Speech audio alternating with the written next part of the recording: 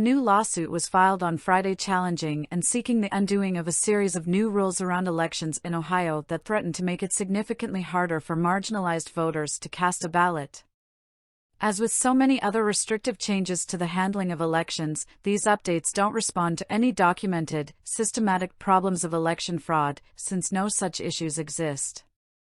The list, though, is substantial, including new requirements demanding voters at in-person polling locations present one of 4 specific forms of photo ID, shortening the time period after Election Day in which voters can fix issues with their absentee ballots, and lengthening the time before the election by which voters must request a mail-in ballot. It used to be 3 days, now, it's a week. According to the voting rights organization Democracy Docket, the newly challenged law also shortens the time period after the election in which authorities can receive a mail-in ballot and still tabulate it from 10 days to just 4. Ballots in that last category can't be postmarked after the election and still tabulated. The time period simply allows for issues like delays in mail delivery. Involved in the new lawsuit are groups including the Northeast Ohio Coalition for the Homeless, Ohio Federation of Teachers, Ohio Alliance for Retired Americans, and Union Veterans Council.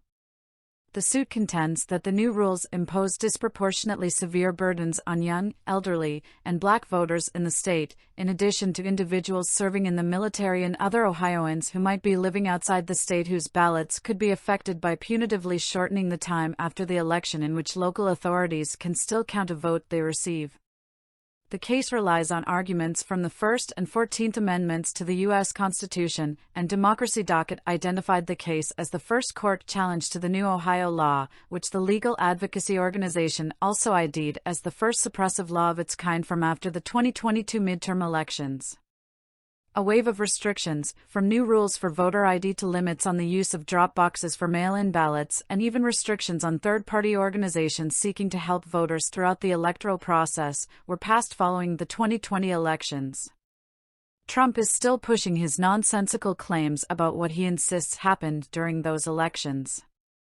He recently restated conspiracy theories about the supposed involvement of 2 2020 election workers in Georgia in non-existent fraud, posting a series of audio clips in which it's not always clear what's actually being said and in which nobody actually admits to anything particularly dramatic and specific, no matter Trump's feverish hype.